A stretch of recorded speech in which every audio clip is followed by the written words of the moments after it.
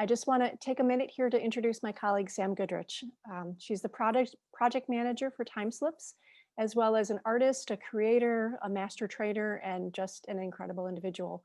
She has an extensive performance background and a personal connection to folks, especially just working with those with memory loss. So she runs the TimeSlips Stage Right and Tele-Stories programs, and in addition was named the project manager for the Wisconsin CMP program in 2019 and 2020. So today's webinar, supported by the Milwaukee Civic Response Grant, is going to bring to light her advocacy for sharing the benefits that occur when you collaborate creatively with older adults of any ability. So without further ado, Sam, take it away. Hello, everyone. I am so happy to be here with you today and share a bit of the magic that's happened through this project over the last several months.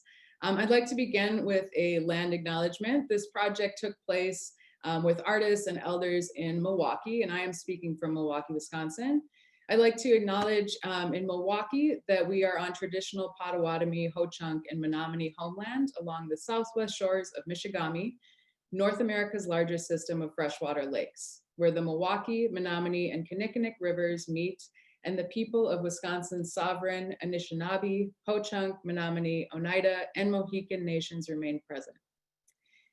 3 years ago, I led a small pilot on this project, which we then called Stories by Phone, and I worked with 10 underconnected elders in the area and called them once a week for 30 minutes over a 3-week period. I used the TimeSlips method to foster creative engagement by phone, and I was really surprised at how quickly I was able to build this deep connection with people I was calling that otherwise were strangers before the calls began. In fact, I still get a Christmas card from one each year. We learned a lot from that pilot and knew that it had great potential to reduce social isolation, especially in those underconnected elders. And since then, we've been working on the training for facilitators. We've been exploring ways to continue this work in a larger way, knowing how great the demand is for something like this. This year, of course, as isolation began to rise for all people, with, of course, an emphasis on older adults, we knew it was time to act. So we were lucky enough this summer to secure a Milwaukee Civic Response grant, which supported 10 Milwaukee-based interdisciplinary artists to offer Tele-Stories calls to 10 older adults each throughout the county. So we worked with 2 elder services organizations in Milwaukee, Eris and Milwaukee Christian Center. We'll talk to them a little later. And they helped us do the massive undertaking of recruiting 100 underconnected elders. Once we recruited the elders, we recruited 10 incredible artists, all community-based artists of different mediums, which who were then paired with up to 10 elders for weekly calls over a 12-week period. They were first trained in TimeSlips and certified in TimeSlips, and then attended a training webinar, which we talked about how to deliver creative engagement over the phone. We then had ongoing weekly artist calls for added support throughout the program and learned a lot from one another. So Tele-Stories uses a TimeSlips key concept of beautiful questions. And beautiful questions are open-ended questions that have no right or wrong answers, or no wrong answers, I should say, they're all right. And they usually lead to this new shared space. They support creativity, and they help create a new shared world, a world where many of today's troubles begin to melt away, and the 2 people who would otherwise be strangers begin to talk and connect on a really deep, meaningful level. I wanted to give an example of a beautiful question that one of our artists, I believe this was from Rob Knapp, he came up with this beautiful question, and I'd like for you all to answer in the chat. As a part of the Creative Care Fall Festival, we want to give the first 2 people who respond, some fun TimeSlips swag. The question is, and give it a little thought, I encourage you, it's a good question. If love was an object, what object would it be? Right, and I'll admit I'm sharing my screen, I can't see the chat, but I'm looking forward to seeing all the wonderful things that you answer. So these beautiful questions help build trust, they help foster connections, and they later helped shape the artist's creation of a legacy gift. So we'll talk a lot about legacy gifts today. Artists take responses from their conversations with the elders, and they use their own creativity to then reshape the ideas into a creative, shareable work for their elder partners.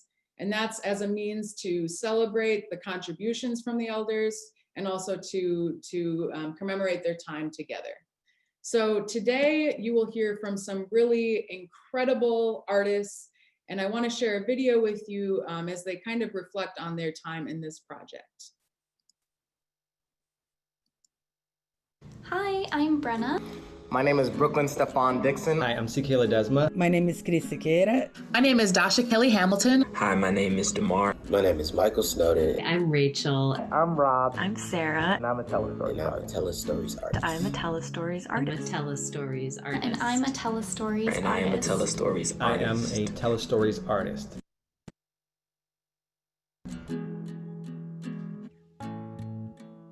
I feel like I got a well-rounded experience. I feel like I got to interact with people in the community. I felt like I got to interact with other artists, and I feel like my art was challenged from an innovative standpoint, from a place where, you know, there isn't a lot of direction, there isn't a defined reward, but there is a lot of reason to create. Participating in this program was incredibly meaningful for me. I got to connect with elders and learn with them and from them and create connections with people that I had never met before. And I also got the opportunity to be a part of a creative, collaborative team of artists. To be able to spend time with their stories, with their discomfort initially at telling their stories, and not about any of my elders had any issues with telling any stories, but for them knowing that their stories were already powerful and already meaningful. And along the way, just to be reminded that how far we carry our stories with us. My favorite part of this Tele-Stories program was connecting with seniors, talking to people that I probably never would have gotten the opportunity to have a conversation with. I can honestly say that I've gained some friends through this. I call them my older friends, and they've bestowed a lot of knowledge upon me, and you know, they've given me a lot of guidance within life, and you know, it's just really cool being able to connect with people with so much wisdom, so much experience on this earth.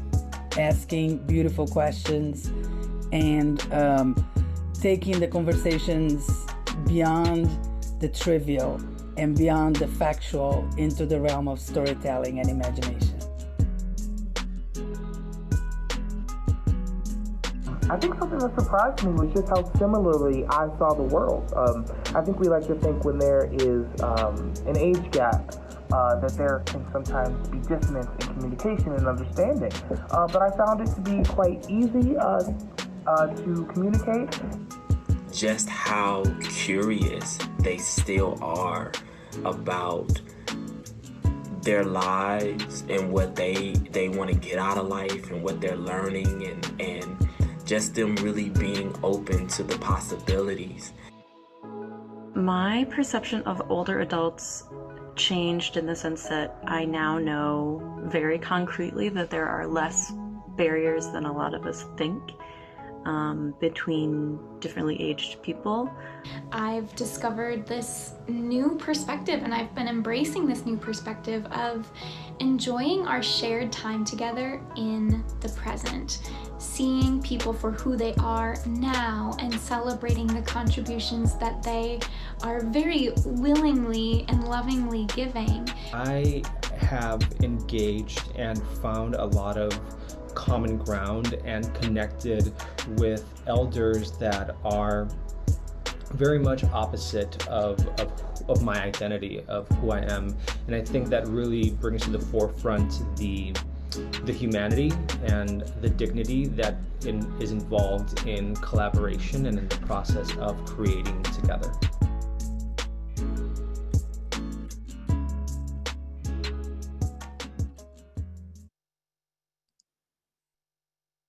All right.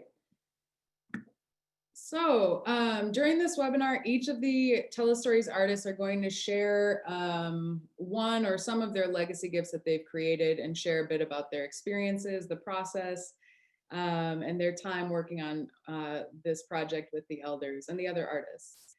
So first, I'd like to invite Brenna Kemp to turn her video on and walk us through her legacy gift.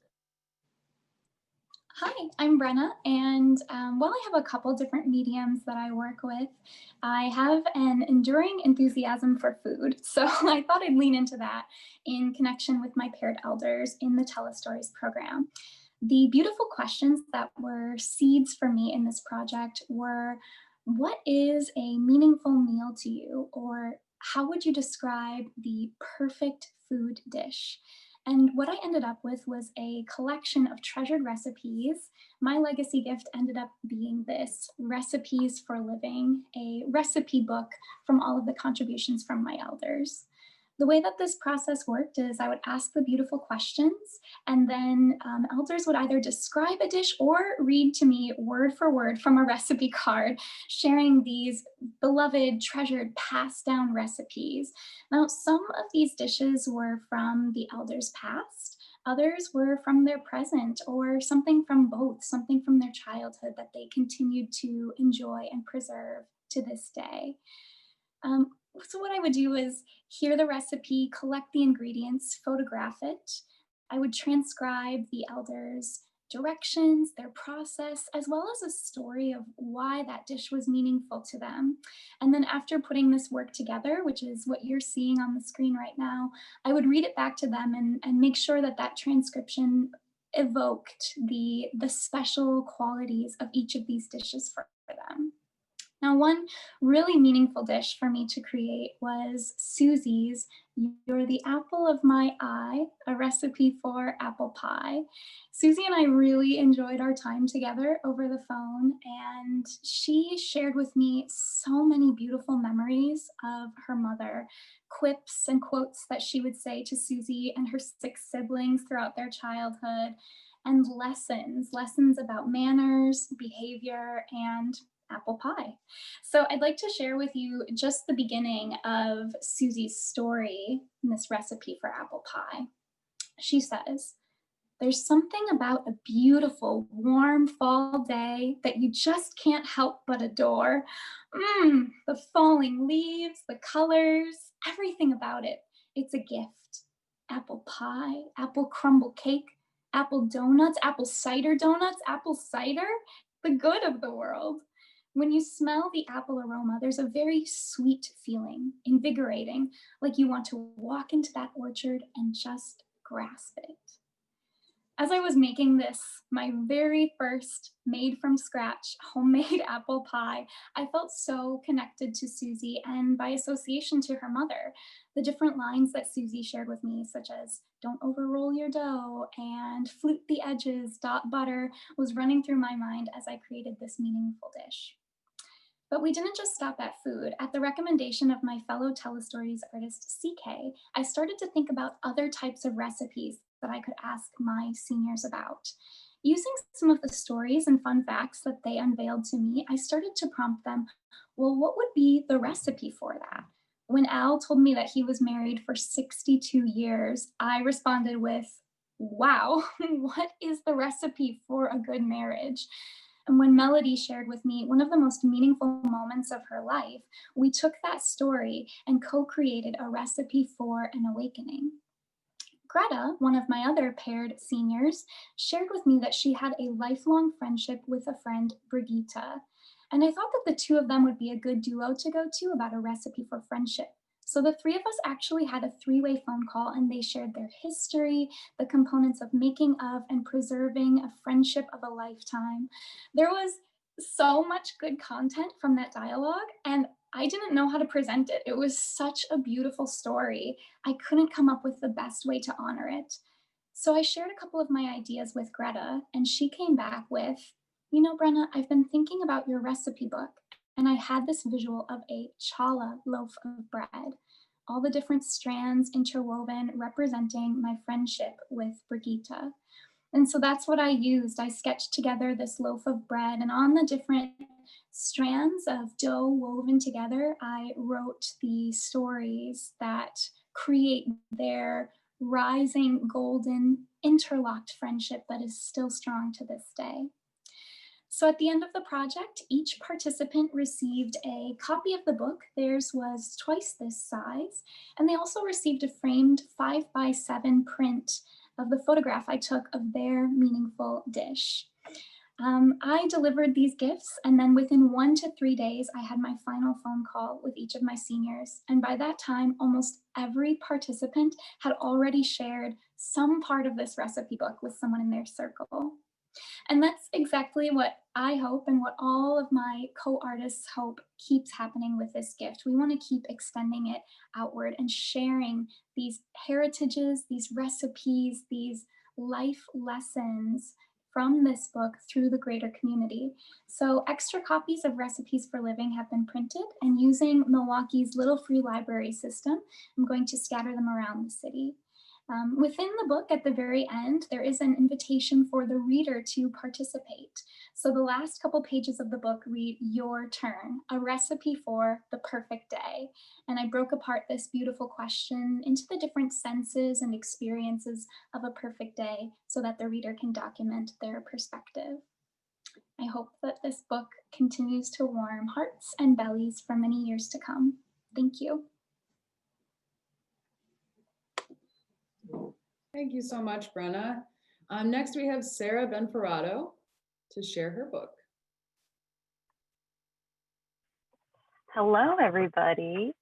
I'm so happy that we could all join today and talk about this. I'm so happy and so thankful and just impressed with all of the other artists. I feel so grateful to be involved in this. So when I was talking to my paired seniors, my favorite question to ask them was, what would you say to your town, especially in a year like this year?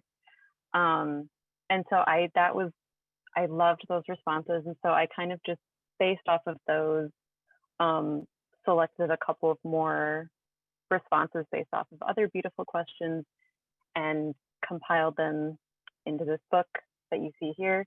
The photo I took on the cover is of North Avenue, and the other photo on the back is a photo of my grandma, who is living in Stoughton, Wisconsin right now.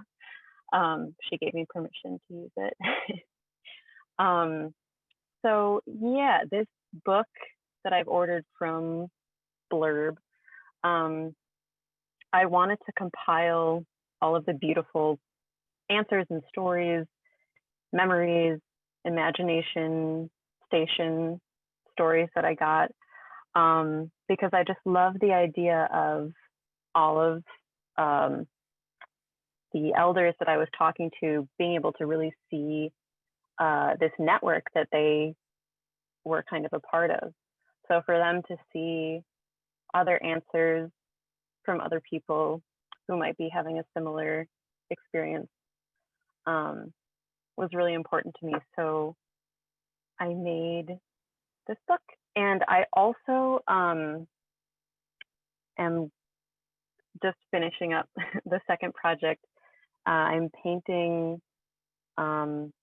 wooden panels that have, and you can see right there, that have quotes from them, and those are the responses to what would you say to your town, which I love so much, because I'm just like, I feel like a sponge for advice from anybody, but especially from people who have a lot of life experience. And so I just want to share some of those right now. So the first one, the sign of a good pizza is when you have a good crust, a thin, crisp crust. Until further notice, celebrate everything. That's from Tilly. Don't be in a rush to get so much. I mean, darn. That's from Diane. When was the last time you washed your windows? And that's from Harriet, my 99-year-old friend. And Our community needs healing, from Karen. And, oh, please, be kind to one another. Do things more gently. And that's from Jane. So I'm finishing those up, hoping to send those off. Yeah, and I just thought that it was important for the folks that I was calling to see their own words recognized and printed along other words, and for them to see and share that. So thank you. Thank you so much, Sarah. Next we have Dasha Kelly Hamilton. I don't know about the rest of you, but my heart is about to explode right now. This was an incredible experience. I want to share as much of the process and the work as possible. So I had a chance to work with my elders. My genre is in writing, so I'm a poet and I also write fiction. So at the outset, it was knowing that we would have these conversations, build these narratives of their stories, of their life actually, through these beautiful questions. And along the way, it would become apparent whether this is going to be a fiction that we wrote together or poems that we wrote together. By and large, we definitely went into the fiction route. All of them are avid readers. And one of the beautiful questions that I was excited about was asking, what is something that you know how to do well enough that you could teach someone else? And with that, we learned that Mr. Bruce knows how to fix motorcycles. We understand that Miss Jamesetta actually has a long history as a union leader. And she also, by the way, could shoot the head off a rattlesnake when she was 6. She told a story about dating somebody and he took her to the gun range and, sure. And then she hit the bullseye and he took the gun back because he didn't need those kind of problems. So I was able to incorporate some of those details of their story, of their personal stories into these fictional pieces. And the last one of those questions was asking, so what is something that you are still that you're still learning? And what is something that a lesson that you hope the future generations will pick up on? So all of their stories, working backwards, the character, and we were going to make those characters together. The characters were each going to intersect with that bit of wisdom, and intersecting with that wisdom was going to get this character together. So from Miss Barbara Bladell, we have love each other and give one another space to be who they are. No one is better or worse, just different. Miss Dolores Meyer said, stay true to yourself and accept your circumstances. Bruce, if I thought I was better than anyone, now I know that I'm not. It's easier now that I've lived it. And Miss Sharon Spruer's guidelines are, you won't know unless you try. Never give up, always try. And I'm going to read a little excerpt or the ending, and it's okay. Ending is okay. I'm going to read the ending of the story based on this advice from Miss Jamesetta, and that is never stop learning and never stop treating people the way you want to be treated. And as a quick setup, this story came about one of the first discussions we had. She had recently moved and she was describing the place that she moved from, the landlord, which is awful. And every time she would ask about him fixing something, he would say, I'll look into it. I'll look into it.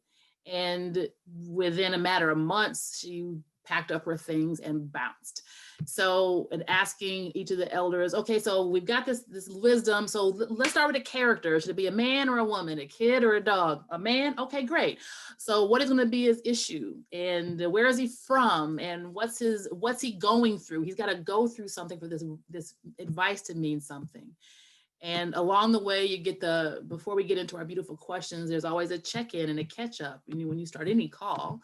So some of those catch-ups were updates on this drama with this old landlord. So this feeds into the story. Rajul moved up the next walkway and approached the open screen. He rang the doorbell, knocked on the door. She's gone too, Teresa said, still leaning in her doorway. Her smile was full now. You should have looked into fixing her stairs like she asked you. You could have looked into fixing her window blinds, but you charged her $100 to have some junkie wipe them clean. You should have looked into my leaky water heater like I've been asking you to. You should have managed this property, not just shown up to collect the rent. Rajul's neck was burning. He slowly turned the door handle and peeked inside before pushing the door wide open in disgust. It was completely emptied. Miss Foster had been a new tenant less than 3 months. She'd been cordial and consistent from what he could recall. She must have found a new place because she hadn't been there long enough for him to. Then he remembered the mouse traps and the hanging door. And when she'd asked about the loose stair, he suggested that her son-in-law take a look at it for her. You feeling sick now, ain't you? Rajul slowly turned his heated eyes to Teresa's voice. He could tell she was enjoying this way too much. He turned to leave. I can't wait to tell Avni how this all went down, Teresa said. Rajul froze on the sidewalk. Teresa held up her 2 fingers in 2 L shapes, framing his face like a photograph. The look on your face is everything, Teresa said, then stepped onto the walkway for the men to re-enter the house. Rajul could see that the apartment was almost cleared out. When did they start planning this? How did she know Avni? That phone call to Mumbai cost me $170, Teresa said, relishing Rajul's visible disorientation. It was worth every penny. I found out that you're a hustler, an abuser, a cheat. You're broke and you're trying to sell this property to pay off Avni's family so they won't tell your village about your foolishness. Damn shame, Rajul. Hey, don't your name mean truth or something? Honest, he mumbled. Teresa folded her arms, shaking her head. His jaw hinged open and shut, but no words found their way to his tongue. Rajul staggered backward off the sidewalk and onto the grass. She said she didn't know that you'd put these properties in her name, Teresa continued. She said she believed in you, but you used her. Something about Keisha teas and giving you a chance. Rajul steadied and paled. Kshatriyas, he said quietly. Yeah, that's it, Teresa said, pointing her finger at him. The thing where you were born on one level and she was born on a level above yours? How you smooth talked your way into her family to get your hands on her money? Treated her bad, then wouldn't sign the divorce papers? Ran off to America, she said. Yeah, I had an old man like you when I was young and dumb. We don't stay young or dumb forever. Well, we women don't anyway. The men balanced a king-size box spring between them, heading to the truck still double parked in the narrow street. You know, we wanted you to find this house empty, Teresa said. Miss Foster said that would get all of your attention, feel more like a protest or something. Rajul was floored. Miss Foster? The woman in the walker? See, that's all you saw. An old woman with a walker, Teresa said. Well, let me tell you something. That woman could talk circles around you without raising her voice and still pick that damn phone out of your hand with one rifle shot. Miss Foster was considerate and smart, and she knew all kinds of people. She was a vice president with the labor union for 30 years. She was the one who called downtown to have your inspection records pulled and contacted the bank that was holding your note. She taught me so much in just a little bit of time. All this while I've been putting up with your lazy ass. And she told me I could have called the housing commission and reported you. Best believe I won't let the next landlord off the hook. Rajul wanted to leave, to run really, but he was stuck on that sidewalk square. His divorce from Anvi had now officially consumed his entire life. She'd filed for an annulment a year after their wedding, and he ignored it, berated her for the suggestion. She was a sweet girl, younger and skinnier than he would have sought in his own caste. His parents had warned him about the tension and risk of crossing caste lines, especially in a supposed love marriage and not the arranged marriages vetted by parents and community. Rajul had bristled at their concern, receiving their caution as generational, as an inferiority complex, as empty advice. Now, his parents were at risk of losing their business license and their spice stand in the market.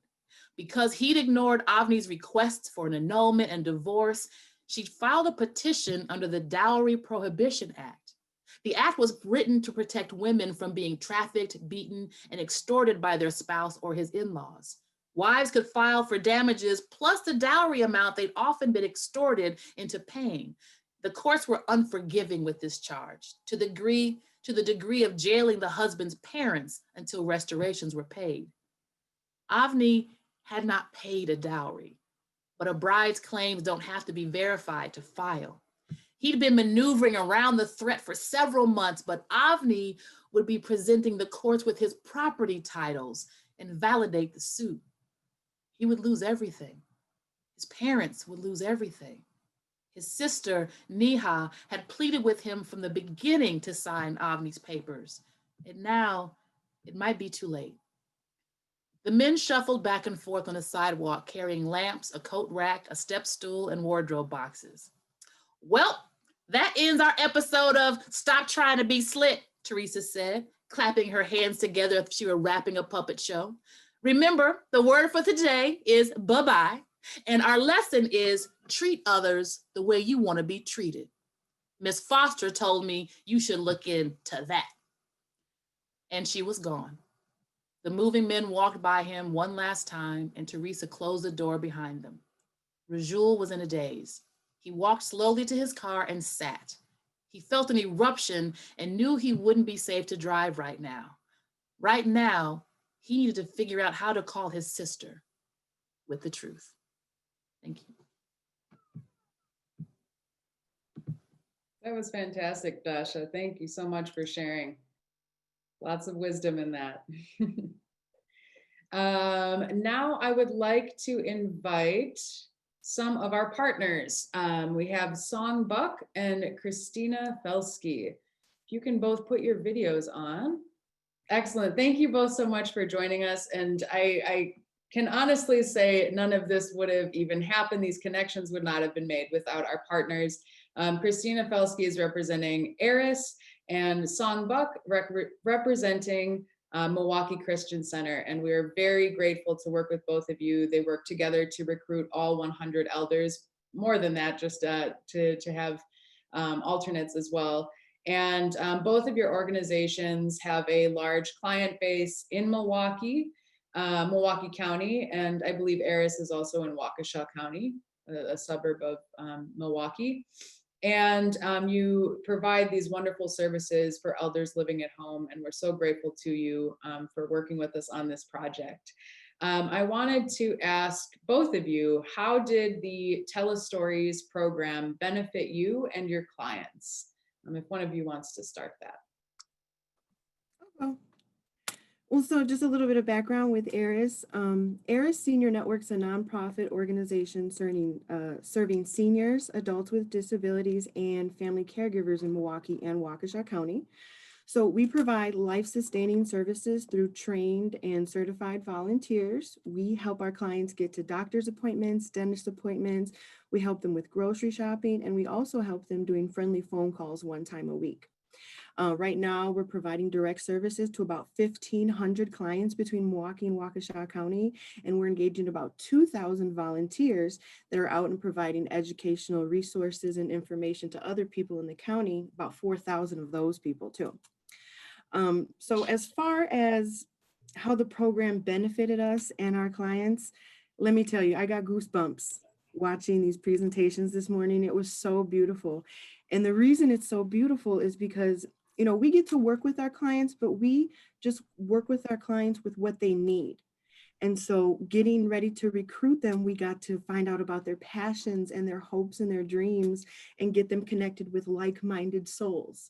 And so that was beautiful. So we got to learn more about our clients, and our clients benefited from being able to make communications and friendships with people during such a treacherous time. You know, seniors and older adults tend to not get as much communication.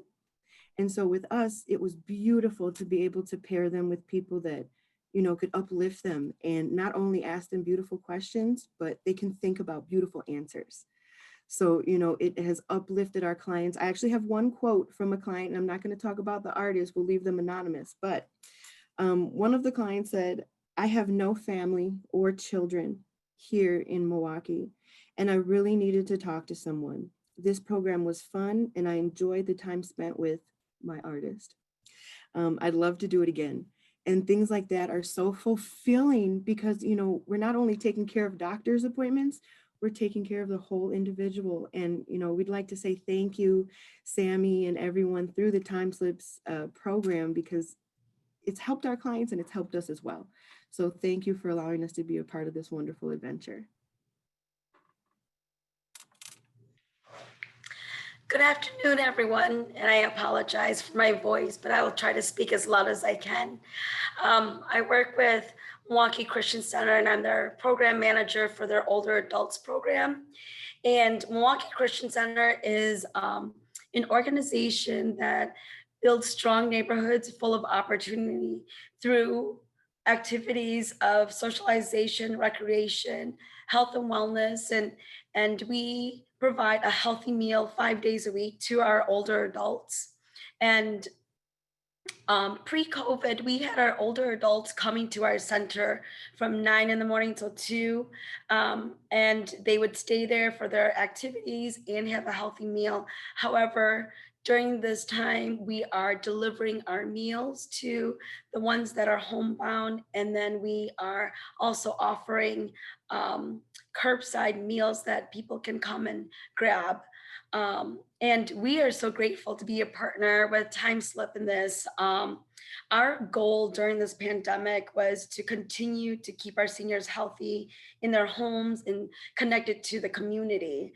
And as we're thinking of, you know, more engaged activities with our seniors, we thought that this would be perfect to continue with. As we are sending out other exercise activities, this is really helping them with their brain exercise, and they miss the socialization so much. I always thought when they came to our center that although they came for their healthy meal, sometimes socialization fed them more than the food that we gave them. So, and I hear good stories about each experience that our participants are a part of. And I know that it's meaningful and impactful because the ones that are coming to get their lunches from us, they used to stay and chat with me. They'll say, "Good morning, Miss Song, how are you today?" and engage in conversation. And I started noticing the conversations with me became less and less because they'll say, "I have to get home because I don't want to miss my phone call with my artist." And so at first I was thinking they just left and without having that conversation. So I was missing that, but then I'm so happy that it was so impactful. And we want to thank the artists and TimeSlip for that. Thank you both so much. Great, and Damar Walker is another one of our artists. And Damar, are you on? I am. I can't see your video, but, oh, there you are. All right. Awesome. Afternoon, everyone. It's a pleasure to be with you all for the festival. So I had a joy doing this project. Connecting with the elders was amazing. I love dance. It is actually my first love. I can literally think of pretty much almost all parts of my life and sort of dance being very central to that. And I also think about dance in terms of a cultural and spiritual practice. And so it led me to this amazing conversation I had with one of my elders, Miss Diane, about her wanting to dance to one of her favorite songs. And it's interesting because she mentioned how much she used to love to dance, and she said she didn't necessarily have the moves like she used to, but then it sort of prompted me some beautiful questions. And I said, if you had the opportunity to, dance anywhere, where would you dance? And she said, I would just love to be just on a floor by myself. And I said, okay, can you, elaborate on that? And so she went into what she wore, and she said she wanted to wear this red dress and, nice heels, and she wanted a flower in her hair, specifically a rose. And I said, this is really, really interesting. And I said, so you're just in this space and on a floor, just dancing by yourself? And she said, no, I think a stadium would be nice. I said, a stadium floor, huh? And then she said, yeah. And I said, well, is it a few people in the stadium and you just sort of, entertaining them? And she said, no, I think I would like maybe 200 or 300 people. And I said, that's a nice number. And then she said, no, scratch that. I think I would like 2,000 or 3,000. And I said, oh, wow. And I said, so you just literally putting on the show for all of these people in the stadium? And I said, you're doing this by yourself? And she said, of course. She said, I want the whole floor to myself. And so immediately I said, if you're having such a good time, then that must mean that you're dancing to an amazing song. So I said, I want to know what this song is. And she said, it's my favorite song by an artist called Kebmo. He's a blues singer, and the song is called She Just Wants to Dance. And I said, well, that's an appropriate title. And she said, yeah. She said, you just gotta listen to this song. It's so beautiful, Damar. And then all of a sudden she said, you just gotta imagine how it will make you feel. And it just makes me want to just get out in the middle of that stadium floor and just put on a show for all of these amazing people. And I said, well, that's really interesting. And so when I was thinking about legacy gifts, I said, I would love to do something centered around dance, and sort of thinking about a video.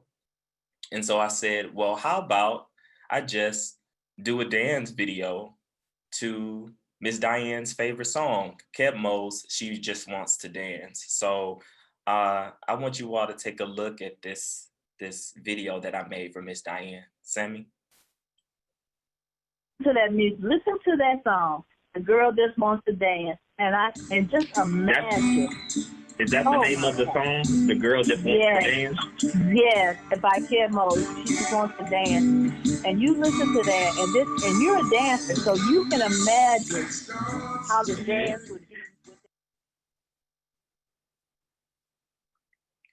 So we don't want to get in trouble for any copyright situations. So that's the reason why we had to cut the music.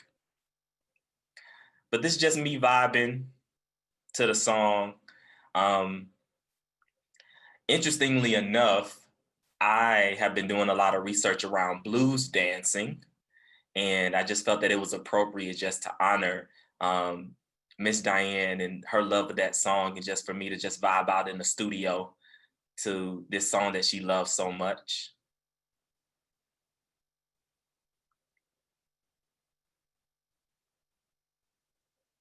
So just yesterday,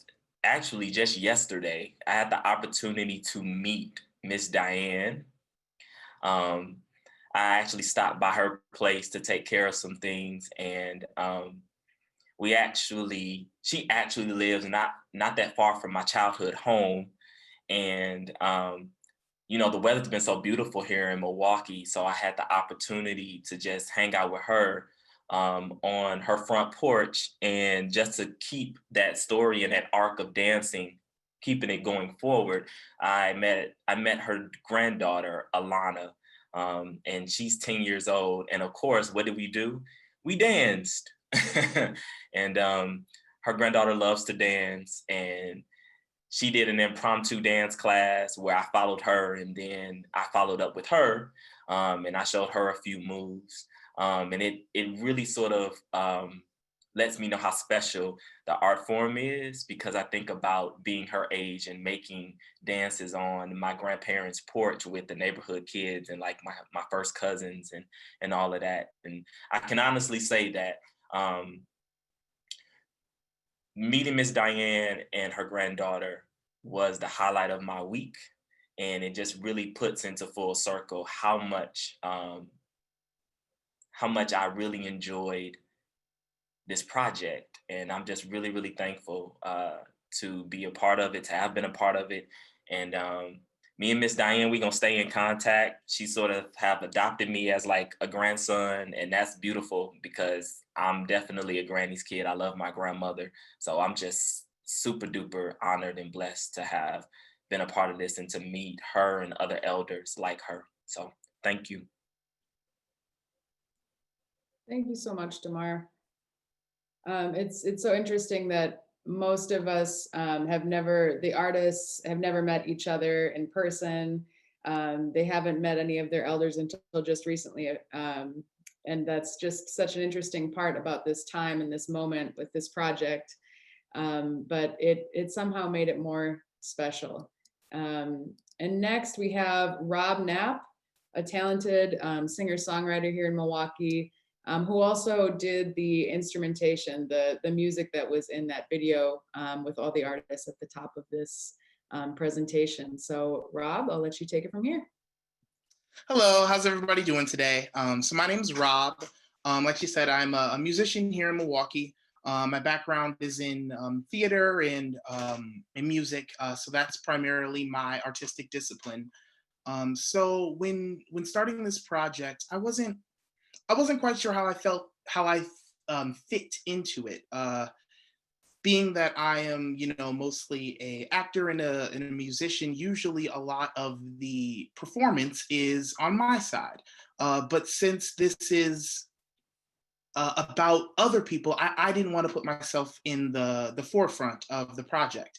And I didn't quite know what the project was as we started. We kind of felt it as we went, and it manifested itself into something. And through the different conversations I had conversations about their childhood, about trauma, about things that really resonate with them, and things that either bother them, things that make them happy, emotions that it evokes. And through all those conversations, it seemed like just humanity was at the forefront, especially in the climate that we're living now, with obviously the pandemic and the election and all the things that are going around. People they're kind of worried. They're worried about their health and the health of the people that they love. They're worried about how their grandchildren and their nieces and nephews are going to get an education. They're worried about what things are going to look like moving forward. And all of these worries are valid, and I'm sure I have them, and all the rest of you do as well.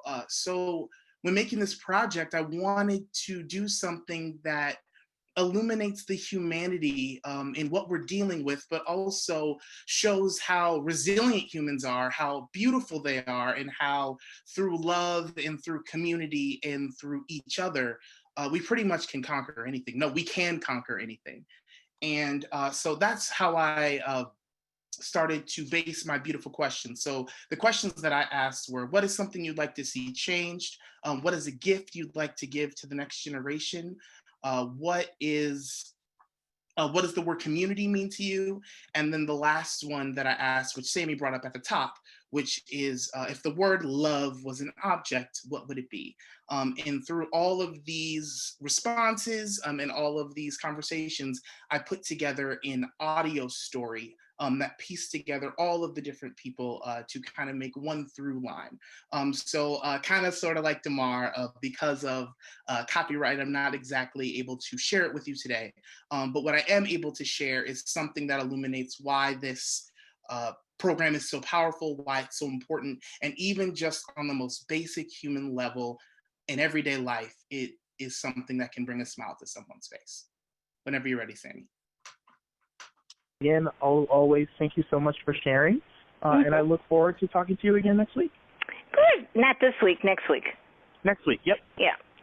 Okay, well, I hope I'm contributing something for your endeavors here. You are contributing more than you'd ever know, so thank you so much. Okay, and I really enjoyed getting your call. I really look forward to this. This is more when you're home and you're by yourself and you got this disease going around, so you don't even feel like going to get gas for the lawnmower. You sit here all day. Yes, I do talk to my little girl, the dog, and she looks at me and rolls her big brown eyes, but I don't think she knows exactly what I'm saying. But at least I get to talk to somebody. Of course, and I will, and I'll definitely continue to call. So I really enjoyed these. That brings a smile to my face. Okay. And I can't wait for next week. Okay. Have a great good day. one, and see you next week. Absolutely. Take care. Bye-bye. Bye-bye. So yeah, that's just a little bit Always, thank you so much for to sharing. what the conversations were like. So that was just something I wanted to share. So thank you guys so much.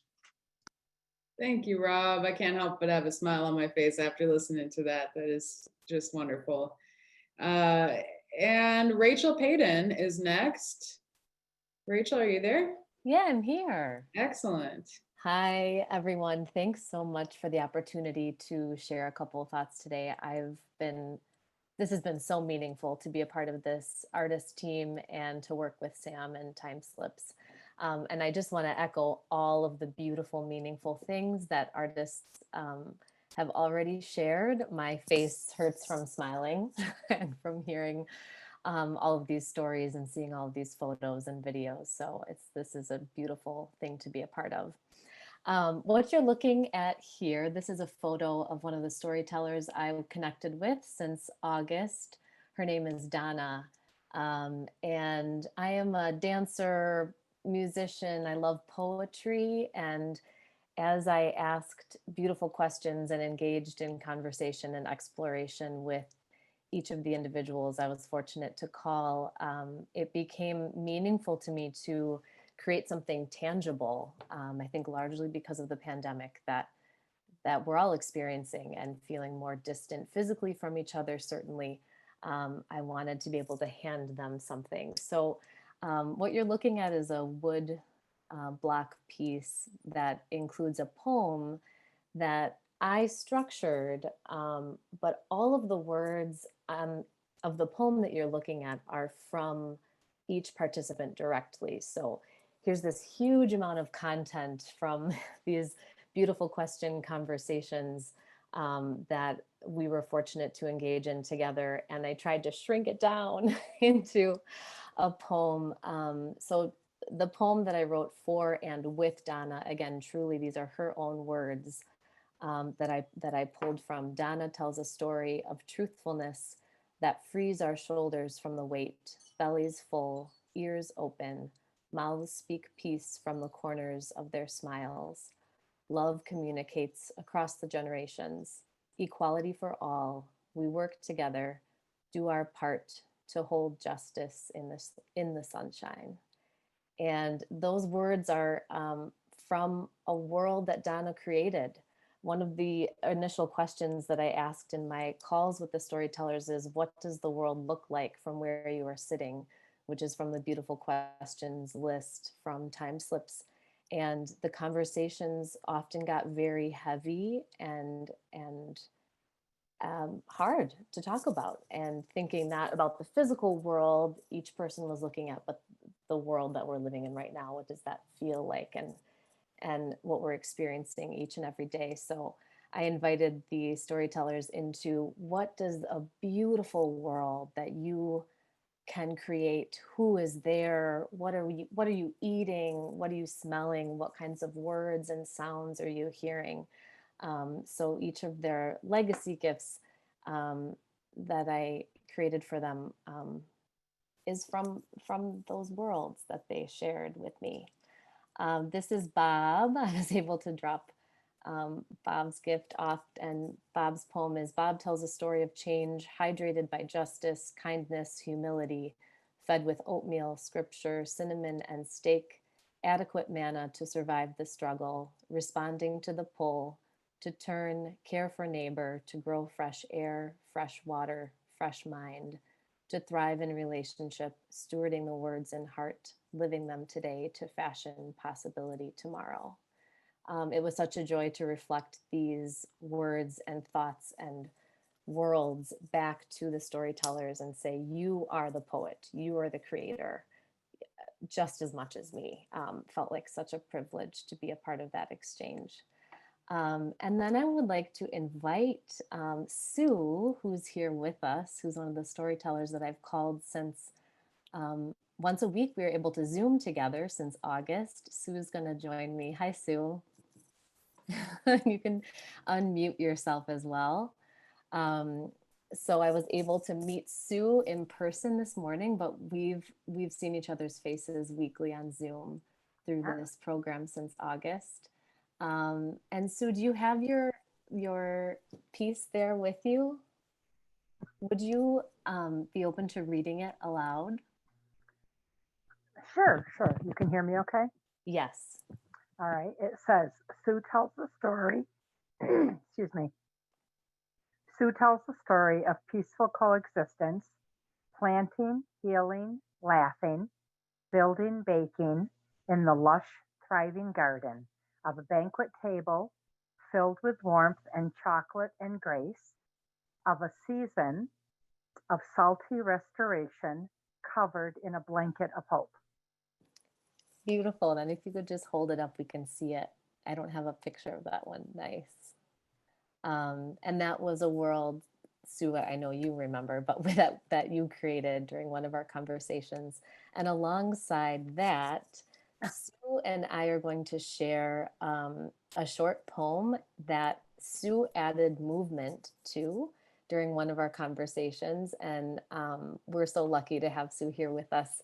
And I'm going to read a poem. This is from a Diamante poem structure. And we engaged in this structure together, and Sue shared meaningful things about her own being and personality and what's important in her life. So as I read the words of the poem about Sue, Sue's going to lead movement to the poem, and then in a second I'll invite everyone to join with us. So this is the movement that Sue created that we did together. Sue, woman of faith, gardening, reading, baking, willingly shares her gifts, helping when there's a need, good friend, Nana Bushel. Thank you, Sue. And if everybody could quickly, who's able to, turn your cameras on, and we can do this together. And Sue's going to lead us through her movement. And I'll read the poem one more time. All right, Sue. So we start. Sue, woman of faith, gardening, reading, baking, willingly shares her gifts, helping when there's a need, good friend, Nana Bushel. Beautiful. It's so nice to see all of you doing that. Yeah. And then Sue, as we close this part of our sharing, I've just wondered if you could share with everyone who's here what was most meaningful to you about being a part of this program, and what did you enjoy about this journey we've been on? Well, a lot of thoughts, even since we talked this morning.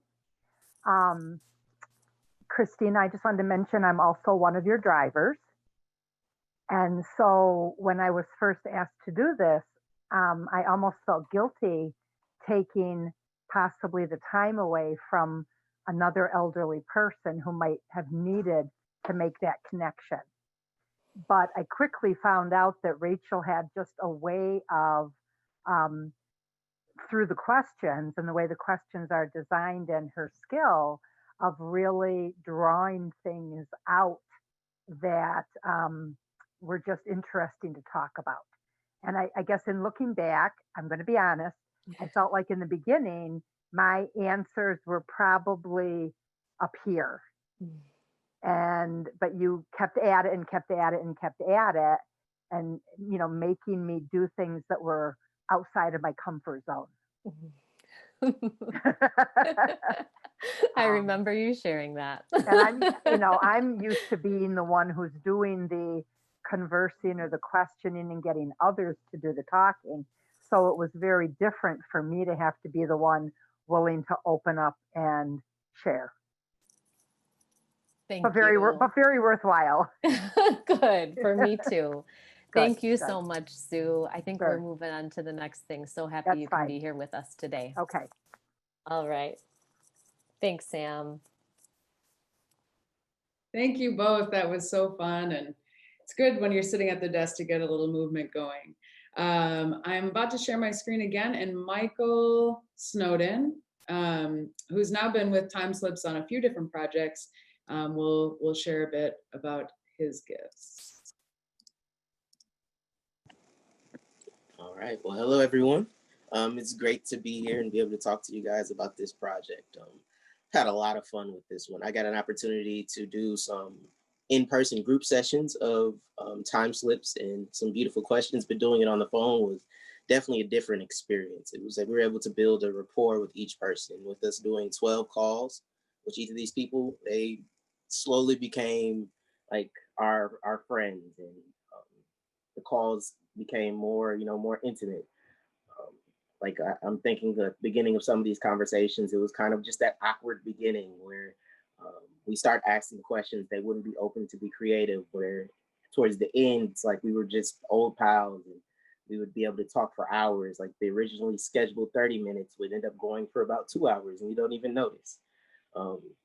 I say with my process with this project, originally I went in kind of thinking as an artist, like how can I create an art based off of this, based off of the stories we tell. But as time progressed and the conversation has gone, it's more of the focus it went on to the conversations and kind of the things we talked about. And I started to realize like it's the biggest part of this project is the conversations itself, and being able to connect with these people that may be at home by themselves, that may not be able to get to talk to people much. That became like the highlight, and that became the most important part. I want to kind of go into some of the art that I did end up creating. So my medium is photography and videography, as well as digital artist now. So I decided to create some posters for people based off of some beautiful questions centered around location. One of the big questions that I asked in the beginning, kind of just, to get to know them, like where are some places they've been or what are some places they would like to visit? A lot of people had a lot of great things to say. And then from those questions, we were able to build a story around this perfect place that incorporated kind of every place that they've been and every place that they wanted to go. With this image that you see here, it's for Miss Gail. She had told me beautiful stories about how she visited Machu Picchu and the sunrise, the way it hit all of the beautiful architecture there in the mountains. And then her growing up or living in Wyoming, and how wherever she would, her perfect place would have mountains with snow on it and rivers and a buffalo. And she was really a world traveler. So being able to talk to her about where she's been and what she's seen has been something that was mind blowing, that I never thought I would have conversations like that before. The next one was with my friend Lewis. So we connected heavily over music. And I remember we first brought up the topic of music, and he kind of started to shut it down because he said, if we were to talk about music, we would end up talking for hours and hours, and we're gonna have to talk for more than once a week. So we ended up calling each other twice a week. And when we talk about music, we would talk about video games. We would talk about just his life and his past. And that was kind of the medium of us just connecting and getting to know each other. So from that, it created this whole idea of a festival. He was very eclectic and loved almost every genre of music. So I decided to make a poster of him out of some of his favorite artists and holding this fake festival for him. The next one. This one was for Miss, I call her Miss Mary. Every time I called her, she always left me with some wise words. And she really, her and pretty much everybody else became like big guidance to me. I was able to share parts of me with them and tell them that I am expecting a baby girl. And all of them had amazing words of advice for me on how to be a great father and things I should do as a parent, and just ways I should go about it. With Ms. Mary, religion was very important to her. And she had a lot of quotes around religion and just around life itself. So with this one, I kind of highlighted some of the beautiful things that she had told me. Trust me, it was hard narrowing it down. And I have a bunch of other small posters for her with all of the beautiful quotes she said. One of my favorites that I didn't get a chance to put up here, I asked the beautiful question of how do you want people to remember you? And her response was that she wanted people to remember her as always being who she was, that she never tried to be anybody else, that she always was her authentic self. And that was also her advice for everybody else, was that they should always be their authentic self and never try to be somebody you're not. So she told me that's something I should teach my daughter as well. So I definitely miss talking to her, and I'm still talking to a lot of these people. In the next one. And then this one was the last one for Miss Julie. So our conversations were centered around her backyard. She was telling me how she doesn't get out much. She's at home. She can't really do much in the garden anymore, but she loves gardening. And she kind of just lets it grow, normally. The bees end up pollinating everything, and she goes out and feeds the chipmunks peanut butter sandwiches. And that's kind of like the highlight of her day, especially during this quarantine time. She said she spent a lot of time outside and just looking outside her window at her garden. And then she was also telling me about this olive tree that she has and how the doves always come and they take olives and they sit around and kind of just make beautiful noise outside of her window. And with her, she taught me a lot. Like there was moments where she felt as if her stories didn't hold weight. And she would go on to tell me a beautiful story. I asked her the same question that I had asked Miss Mary about how she would like to be remembered. And she wanted to make sure that I knew that she felt like she was just ordinary. And with this, along with it was the quote that I had said to her and we kind of just agreed on, was that to be, I'm trying to remember the exact words, but basically that she wasn't ordinary, but she was extraordinary. And all the stories that she did tell me were extraordinary, and everything we were created from our conversations was just beautiful. So this project has been something that's been very eye-opening to me, and I'm really glad I got a chance to connect with each and one of these older adults and all of the knowledge that they bestowed upon me and everything that we've shared together. I'm sad that this program is coming to an end for now, but I will definitely be still reaching out to everybody and still having conversations with them, as they've become like, my older friends. And even for my daughter, they'll probably be like their grandparents or their great uncles and aunts. So, yeah. Thanks so much, Michael. This is great to hear from your experiences. Thank you. And CK Ledesma is our next artist. Hi, everyone. Can you hear me? Sorry. Yes. Cool. So thank you so much, everybody, for being here. I feel so honored to share the space with all these amazing artists and collaborators. I'm CK Ledesma, and what you are seeing on the screen now, it is part of my legacy gifts. My legacy gifts were a two-part piece. I created an activity book for each of my elders and also created a retro viewer. So for my first legacy gifts, the activity book, from all the conversations that I had with them, they were all based on the idea of belonging. How do we feel that we belong? What does belonging look like? What does belonging smell like? What does belonging taste like? And we got into some really creative and really amazing spaces. So what you're seeing here on the screen is my elder Darwin. He is really into sheep's head. He loves golf. He also is very much of an entertainer and an actor.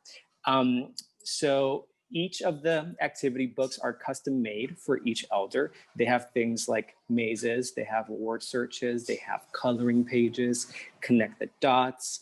And each of the, like you can see there, spot the difference, each of the covers are custom made for each elder. Now, the second part of the legacy gifts that I created was this retro viewer. In the slide, I have images of the stories that we really went really into, that we dove into. For example, for Darwin, he is an actor. Well, he wants to be an actor. He's very much a performer, and he sees himself in a comedy. And we created a comedy called Toots His Own Horn. Darwin is a musician. He plays the piano, he plays the guitar, he also plays the trumpet. And we created this wonderful comedy called Toots His Own Horn. So I was really gravitated from the beginning of the project to the idea of a retro viewer, sort of this nostalgic object that you could look into, but look into the creative place that we went into together for our sessions. So I wanted to keep my session just a little bit short for the sake of time so we can have some Q&A. Thank you all so much. Thank you, CK. All right. And we have 2 artists left to share. We do want to have some Q&A. I think that might go over our time that we had scheduled, just as a heads up.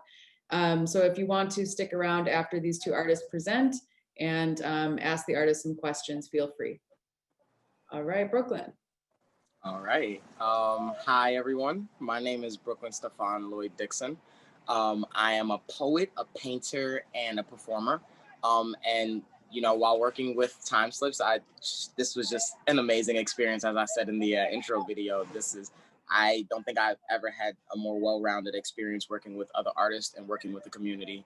In this presentation, I am mostly a traditional painter. I paint with acrylic paints and canvas, but I switched my artistic discipline up a bit to work with animation and graphic design to put one of the stories that my caller had told me into an animation. And so in this video, you'll see the creation of that, and you'll hear some of the dialogue that we had about it as well.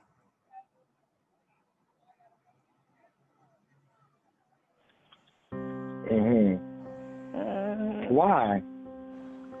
First, I was in there for congestive heart failure. And then the next time I was in there, I fell in here and broke my feet. I broke my foot in here. Getting to the door to open the door for the guy gonna go do my grocery shopping for me. And when he comes, I crawled over there to the door, and when he come in, I said, I think I done broke my foot. He said, oh no. He picked me up and put me in the wheelchair. And he called, you know, the agent who sent my aides out, and they told him to get me to the hospital. And he said, you won't go. Why not? Why wouldn't you go? Because I'm sitting up there taking my foot, and I guess you think I was stupid. Taking my foot, trying to push the bone back down in my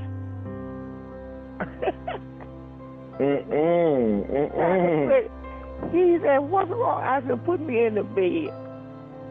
He put me in the bed, and he gave me the key. 4 days this morning, I had to call push the lifeline and get paramedics in. And they said, you're a good woman. They got me to the hospital, and the doctor put me, you know, told me the same thing paramedic told me. He said, you a good woman. And they put me to sleep, and they think I know they done put a pin in my foot, and they done put a cast on my leg. And then that's when they put me in the nursing home.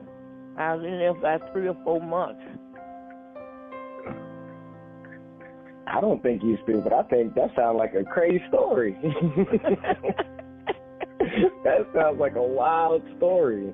Yeah. I want you to like paint the scene for me. I want to be there. Like, so you're in your living room, and were you watching TV or something? What were you doing before that? Well, in the nursing home. No, before you broke your foot, were you watching TV? What were you doing? No, I was sitting up in my wheelchair. In the wheel. The brace on the wheel wasn't on. I thought the brace was on.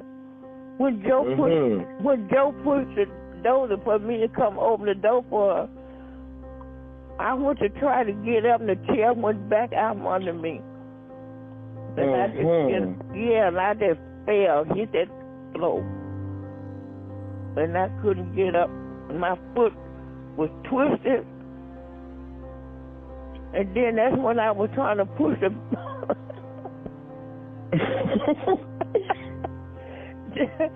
Joe said, Joe, hold on just a minute. I said, I think I done broke my foot. That's when he come in and he called Vision Angel. And they told him to get me to the hospital. And he said, if I care to the hospital, I have to care of myself. And he said, she won't go. So I told him to get me to the bed. And Joe said, what are you doing? I said, I'm trying to push his bone back.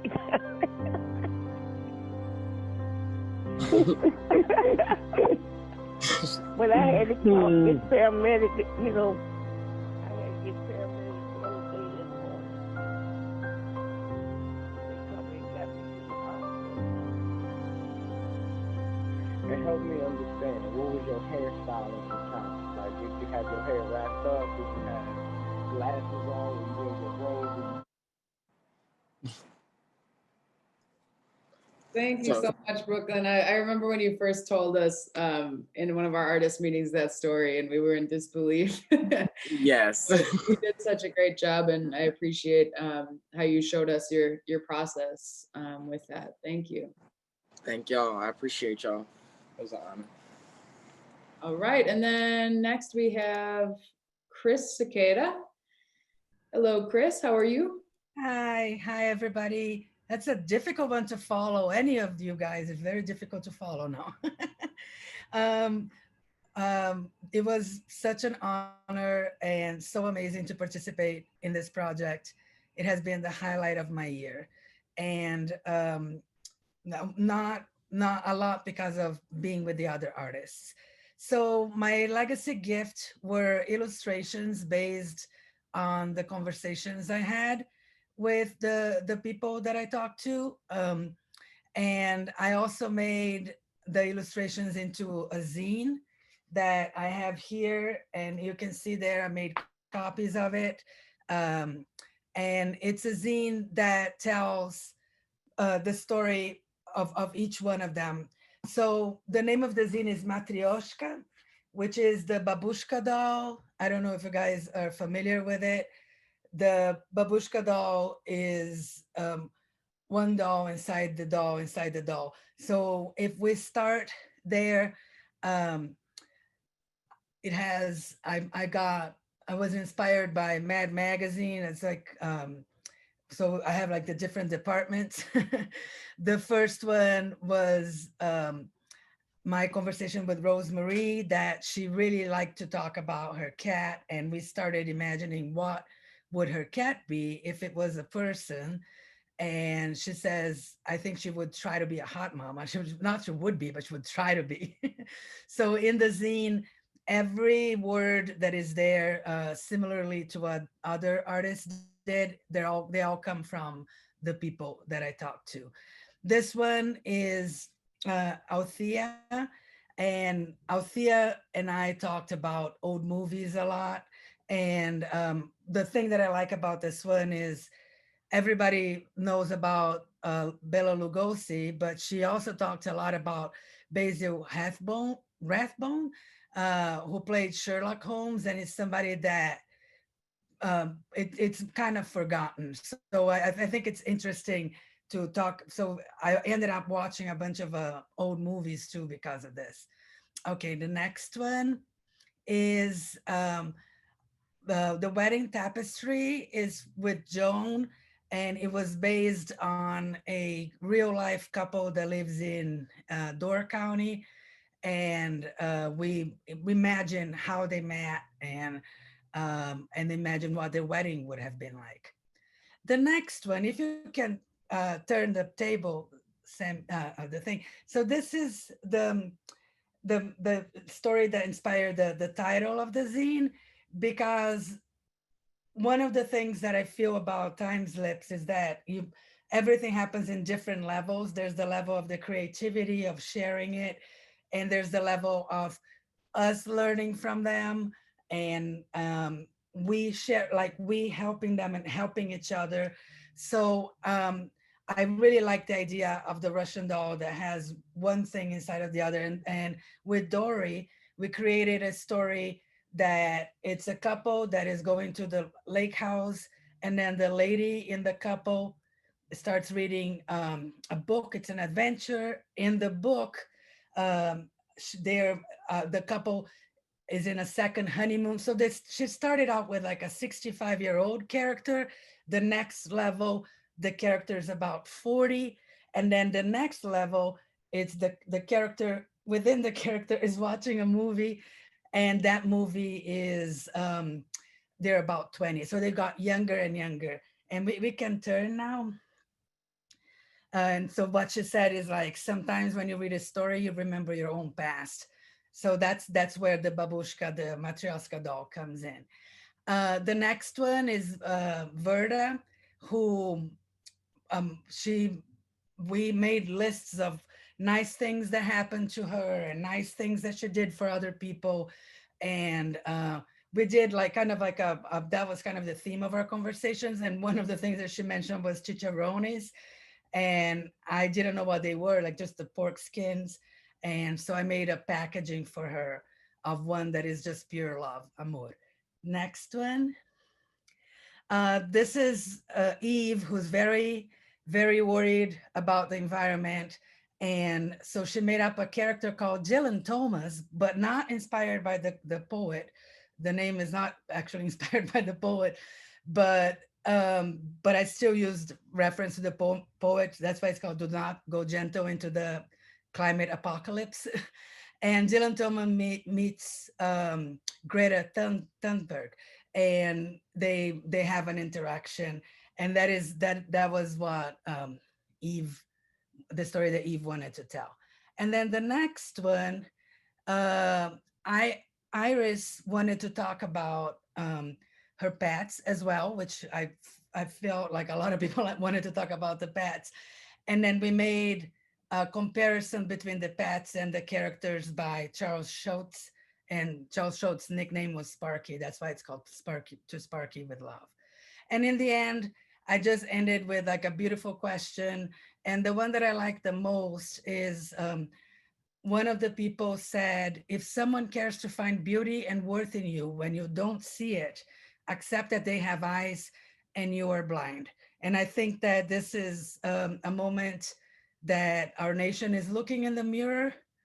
And I think that if we see beauty, if other people see beauty when we don't see beauty, accept that they're seeing something that we're not seeing. So that's it for my presentation. And I thank you guys so much for being here today. Oh, and I'll also send you a link to the zine online so you can access it too. That would be great, Chris, if you can put that in the chat. And if all of the artists can please put their videos back on. So I recognize we're at 3:30 Central Time, right at the end of when we said we would stop. But I'd love to take a few minutes. Of course, if you need to go, please feel free. We are still recording this, but I wanted to take a few minutes to have some questions for all of you. So I believe Kathy, if you are there as well to cue us in with the questions. Absolutely. So the first one is for Brenna, and actually it would be for any of the artists. And it's, how did you photograph the food? Did you make each dish, or did you have them make the dishes for you as well? Yeah, so I created all of the food myself, gathered all of the components as prescribed by the elders, and then I put together a studio in my apartment and photographed each dish. I used a Sony SLR for all of the photography, and I like to do just very minimal editing on my photos. So yeah. Thank you so much, Brenna. We also had a question for all of the artists. Initially it was for Brenna, but Have any of you approached libraries to see if they would have a section of elder wisdom where your beautiful works of art could be preserved and shared more widely within the communities?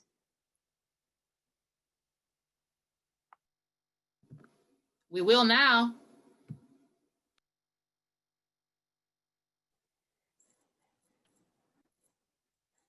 Sounds like a good outreach project as an outreach from this. And then we also had a question that CK was wonderful and answered in the chat individually, but we were wondering if you could share directions for the viewer.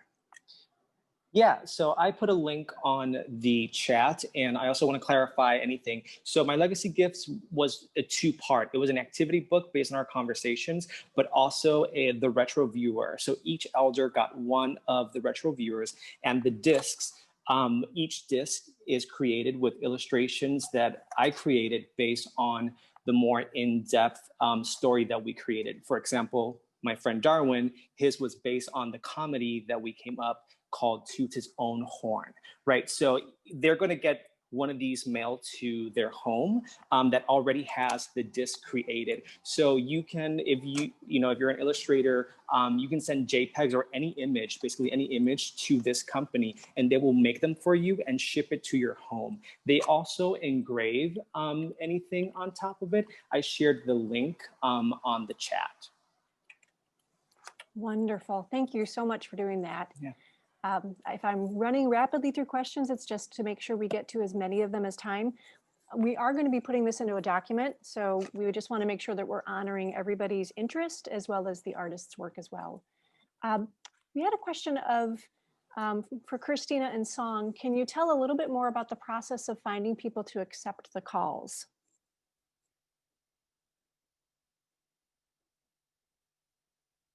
I'm checking to see if they're still with us and if they need to get their microphone. Hey.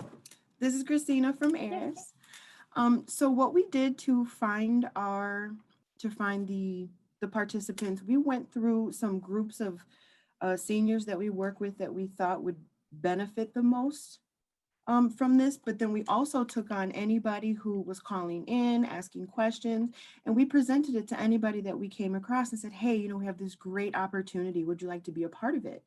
And the ones that said yes, we got to sit down and we got to talk with them and find out their interests and their loves, and that's how we got you your people. We also, on our end, we asked all of those same questions to the artists.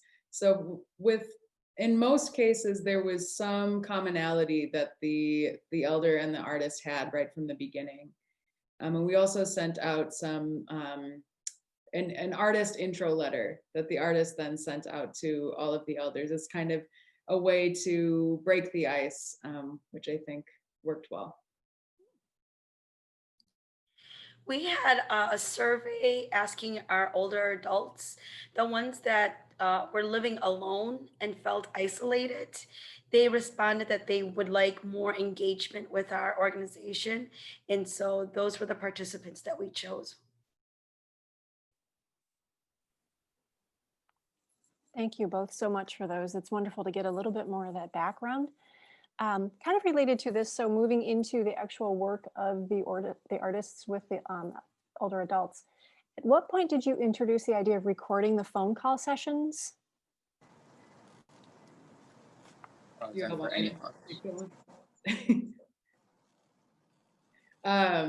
Yeah, so that the first call that they made was more of an introductory call, and during that time it was not recorded, and they asked for permission to record the calls for their own personal use. So essentially the app that we use records the calls from that point on if they give permission, and it also does a transcription of the call. So it's just easier for the artist to remain in the moment and be able to reflect back on the notes of things that happened during those calls. They did not have to agree to have the calls recorded. And any audio we then chose to share, we had to send out an additional consent form with that. We also had a question about how did you address awkward moments while you were on your phone calls? Talk, talk, talk. If they don't talk, you talk. I don't know. No, I'm kidding. I think that, I don't know, we've talked a lot about that. We didn't, well, I think we ran into less awkward moments than we expected. But I think that because everybody was really nice, I don't know, how do the other artists feel? I felt like I had a very nice group of ladies, so there weren't a lot of awkwardness. You know, Chris, I think the first thing you said was really the answer. Talk, talk, talk. I had I had some things prepared. And so like I always had a conversation starter and something that'll lead us in.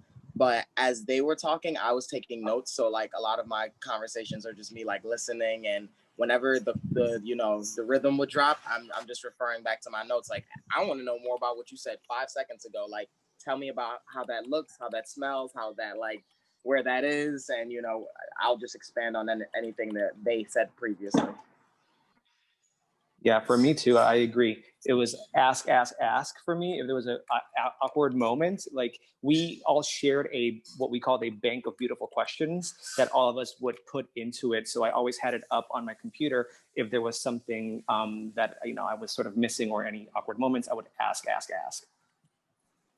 You also continue to build a rapport and a connection with each person as you went.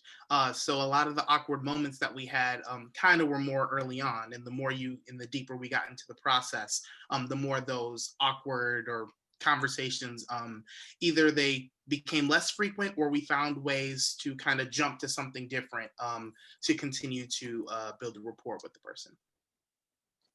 I also just want to jump. Oh. Do you want to go? I mean, yes, but you go first. Okay. That just reminded me, something that I wanted to add is that I became a little bit more comfortable with the silences, the moments of silence. And part of that, I think, was just adjusting to everyone's speed of talking and thinking to myself, like, this might not be an awkward silence moment. It might just be them thinking. So that was something that I really learned, because I am not used to having awkward silences at all. So that was just something that I learned that was useful.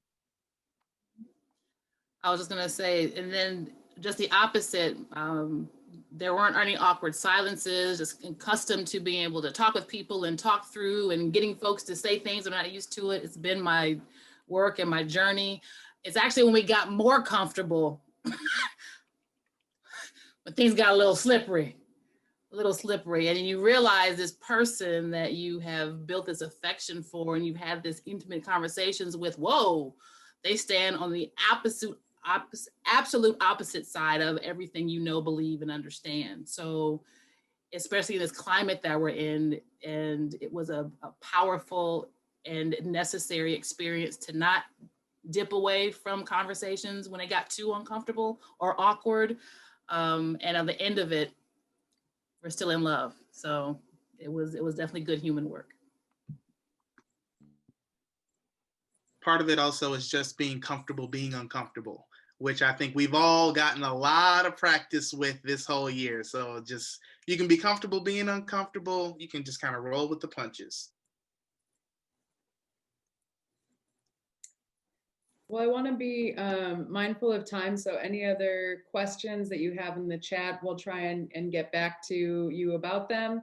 If you have any program related questions, you can go ahead and email me, Sammy@timeslips.org, SAMMY@timeslips.org. I'm so grateful to all of the artists here who have really helped shape this program beyond my wildest dreams. You've brought so much honesty and authenticity to it, and it's been a great pleasure. And I'm so glad that there were people here attending that we could share the magic with. And I, of course, want to thank again the Milwaukee Civic Response Fund, who supported this program, meant to both help underemployed or unemployed artists and underconnected seniors. It's really mutually beneficial on both ends of that line. So Kathy, I'll turn it over to you to let you know what is next with the Creative Care Fall Festival. Thank you so much, Sam. We are so grateful and excited about the continued work that's being done. Next week, we are asking anybody to join us on Thursday, November 12th at 1 o'clock Central. We're going to be talking to students and a professor at Duke University about our Next Gen and Dementia Inclusive Durham program. You're going to hear about how they have been connecting with elders in the foothills of Appalachia and Durham. And you're going to be inspired just as you are inspired today. And likewise, the week after that, as if the fun hasn't already been rolling along these last couple of weeks, we're going to be rolling out a brand new program for TimeSlips. It's our engagement parties. And this is a connection for those who are at home in the community, family members. And we are so excited that after a couple of years of beta testing and working on materials that we're going to roll this out. And last but not least, we are having an end of year, I guess you're going to call it a celebration, because really that's what it is, looking at all these communications that we've been doing. Ann Basting, who is our founder and our CEO, is going to be looking at just a year in review, and it's a Facebook Live event. So if you have our TimeSlips Creative Storytelling page bookmarked, go ahead and do that. If not, the link is in the chat. And we hope you're going to join us for as many of these opportunities as possible. We are just overjoyed. So from all of us at TimeSlips to all of you from wherever you're joining us, we hope that you continue to stay connected, stay creative, and we're looking forward to just continuing on the work of creating engagement and reducing isolation from 2020 and beyond. Thanks, everybody. We'll see you soon.